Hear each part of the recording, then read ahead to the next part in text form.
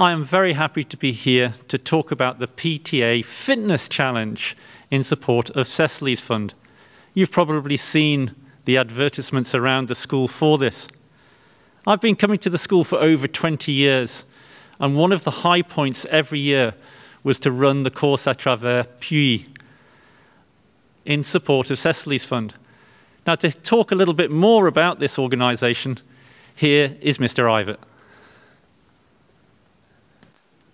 Thank you.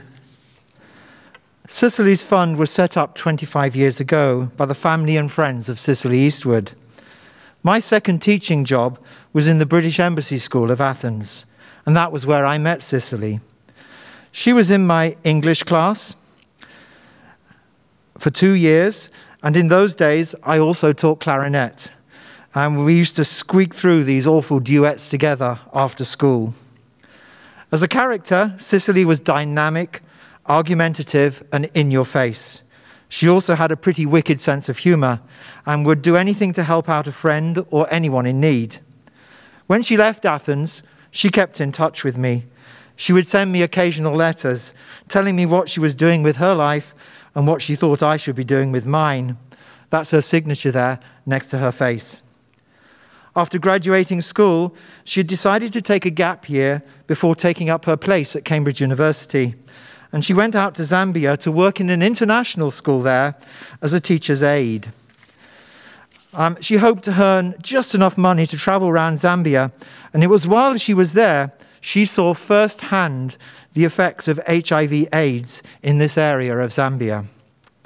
This was in the late 1990s, just before the full devastating impact of AIDS in Africa was becoming apparent to the rest of the world.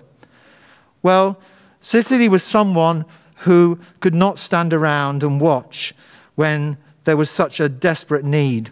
So in her free time from the international school, she started helping out at a small Norwegian organization that was giving support to the children and orphans who had survived the AIDS crisis in the local town. I think for Cecily, a light came on and she suddenly realized why she was there in Zambia and what her purpose was. The accident that killed Cecily was as silly as it was tragic. The international school students were going on an overnight trip, and Cecily was going along as a chaperone. The kids were all in the school bus, and all their luggage was in a minibus which was to follow on behind.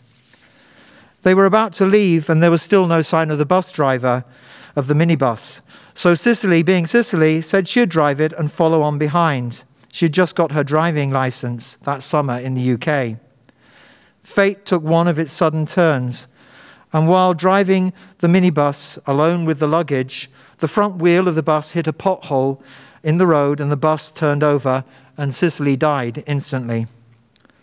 I remember exactly where I was and what I was doing when I received the phone call telling me of Cecily's death. As a person, she had been so alive and so full of energy, and it was hard to believe and accept that all of this was gone. I can't imagine what her parents felt. It is, of course, every parent's nightmare. They immediately went out to Zambia, and there were a lot of arrangements to be made, and in a mixture of shock, unreality, and grief, they wanted to see for themselves what Cecily had been doing in Zambia. They were deeply moved by the reception they received from the organization and the orphan children that Cecily had been working with in her spare time. And they knew instantly what they had to do. It was as clear as if Cecily was speaking to them. They simply had to carry on the work that she had been doing, the work that was clearly very close to her. Within a year, Cecily's Fund was established. Family and friends to start with, but it grew steadily and was doing incredible work. ISL has been involved in Cecily's Fund right from the beginning.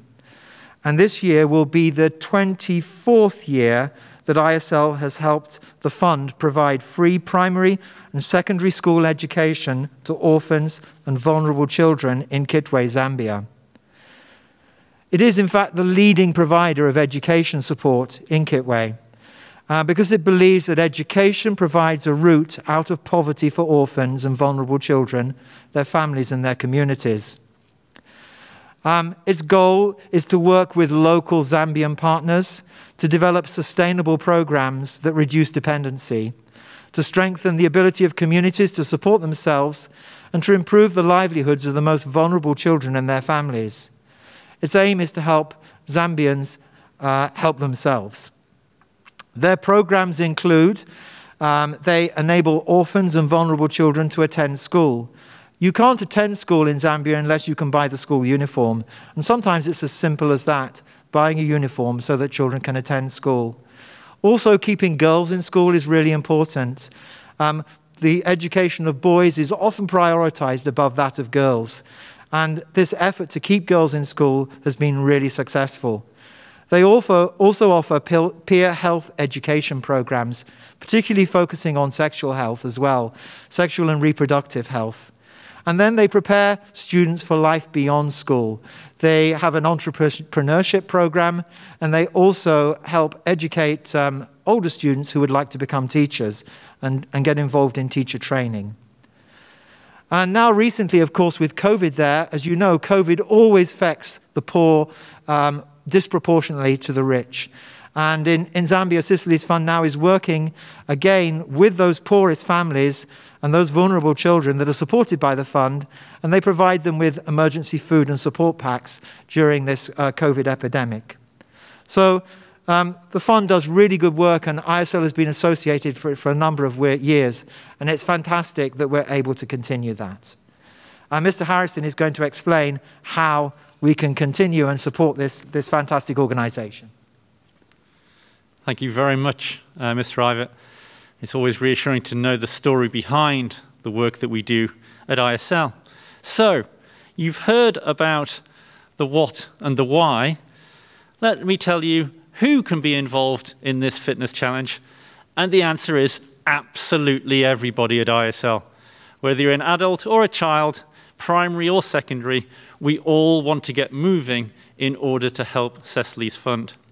And this will take place during the whole of the month of May, which starts on Monday. So what do you have to do? What's the how here? Well, there are 3 or 4 easy steps. The first one is pick yourself up a sponsorship form so that you can start to raise the vital money that we need. It doesn't matter if it's only 1 or 2 francs, it all counts. And we do expect everybody to try their best to get as many sponsors as possible.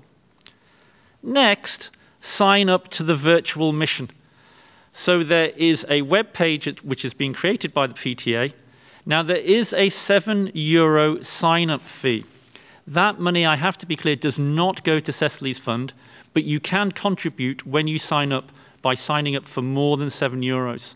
You can also, to keep those costs down a little bit, sign up as a family.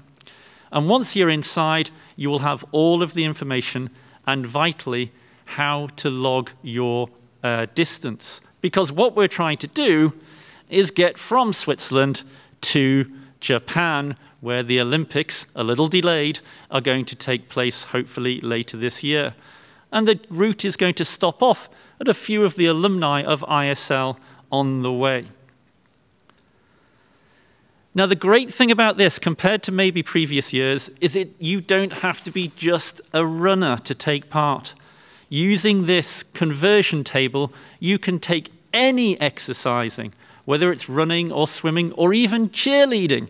You can convert it into kilometers and log your distance as you go along. And then the final step is at the end of May, you need to collect all of that money and turn it in to me or one of your homeroom teachers. The PTA has set a goal, a big goal of 5,000 Swiss francs. And we are already on the way with several people who have signed up to the virtual mission. So let's get involved, ISL. It's been a long time since we've done everything as a school, all with the same cause. And I think I can't think of a better cause to contribute to. We look forward to your involvement, and I wish you a very good day.